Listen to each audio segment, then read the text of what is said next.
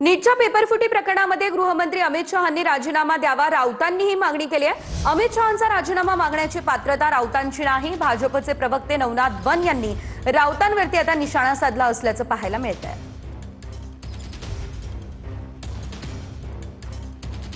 इतकं मोठं स्कॅन्डल होऊन हजारो तरुणांचं भविष्य त्यात फसलेलं आहे, तरीही जर नरेंद्र मोदी हे त्या मंत्र्याचा राजीनामा घेत नसतील तर तुम्हाला स्वच्छ प्रशासन, झिरो भ्रष्टाचार याविषयी बोलण्याचा कोणता अधिकार नाही। खरं म्हणजे या संदर्भात राजीनामा द्यायची गरज अमित शहांची आहे। ते गृहमंत्री आहेत देशाचे। महाराष्ट्र हे त्या गुन्ह्याचं सेंटर आहे, केंद्रबिंदू आहे।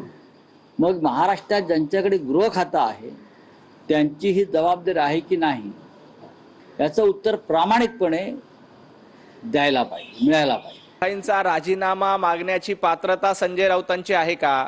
संजय राऊत, तुम्ही उद्धवजी ठाकरे यांचा कधी राजीनामा मागितला का? महाराष्ट्रामध्ये पालघरमध्ये साधू हत्याकांड झालं, मॉब लिंचिंगच्या माध्यमातून साधूंची हत्या झाली, परंतु संजय राऊत तेव्हा मूग गिळून गप्प होते, उद्धवजी ठाकरेंचा राजीनामा मागितला नाही।